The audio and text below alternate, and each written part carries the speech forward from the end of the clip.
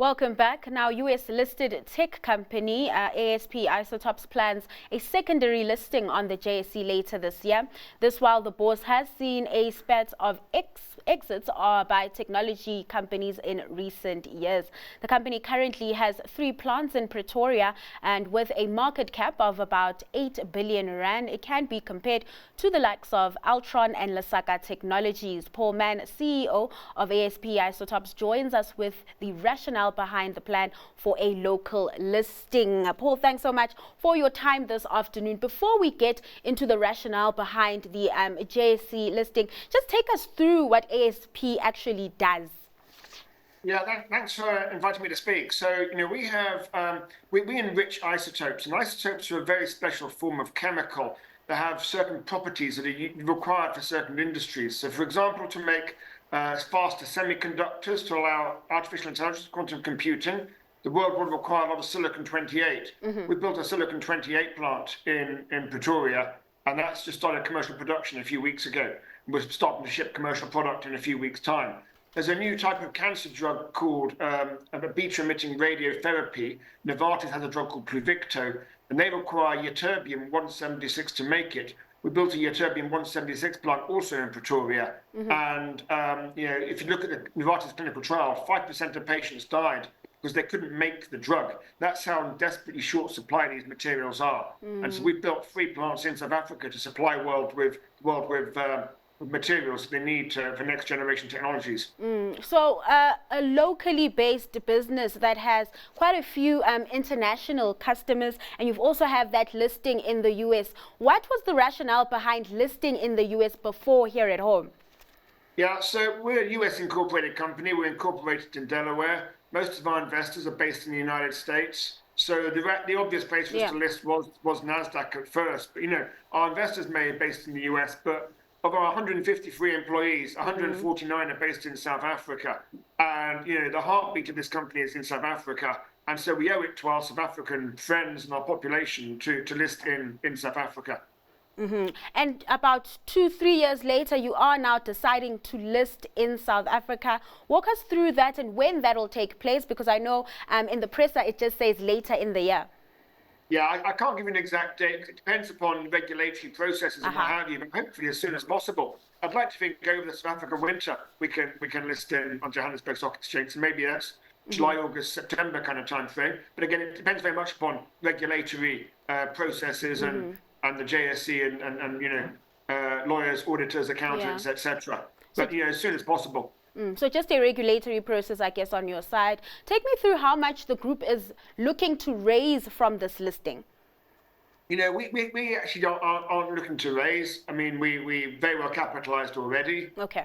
We've raised over $100 million in the United States. And so we're very well capitalized. We have, if you look at our financial results from December 31, we still have $60 million left on our balance sheet. So we don't need to raise any more capital right now. We're really doing this to allow local investors the opportunity to own our shares and benefit from the success that South Africans are doing. Now it seems like the product or what the business does is really needed in the local market as well as the international market. Walk me through the kind of competition that you've been facing, whether it is here at home or on the international market. Yes, our main competitor is Rosatom, which is the Russian government nuclear corporation or nuclear energy business.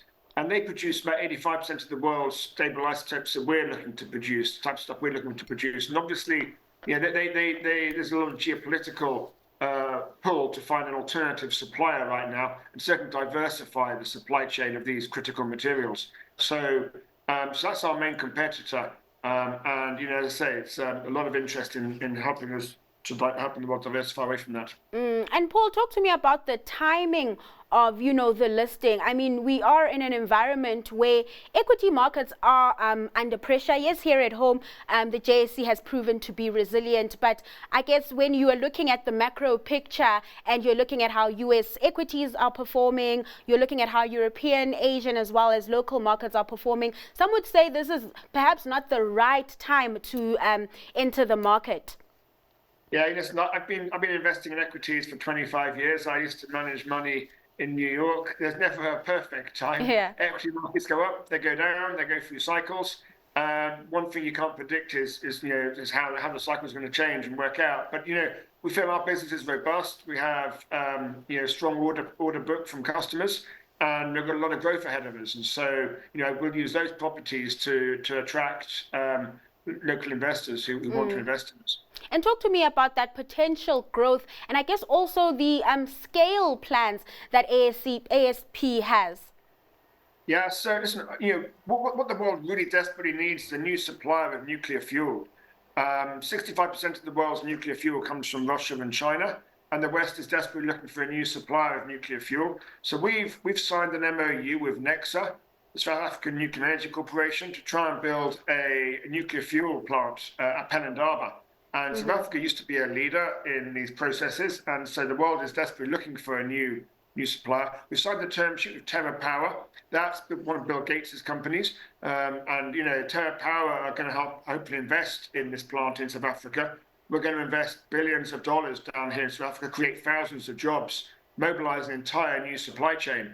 And that's what the world needs. We're really excited to be doing it. And that's some of the growth we've got ahead of us. Also, we're going to build more plants for stable isotopes in South Africa, nickel 64, gadolinium 160. Again, the world needs these isotopes for medical applications. There is no real Western supplier right now. So a lot of growth ahead of us, a lot of opportunity to build new plants. We're really excited by the future. All right, Paul, thanks so much for your time and just taking us through the plans for the company moving forward. We look forward to the listing. That was Paul Mann, CEO of ASP Isotopes.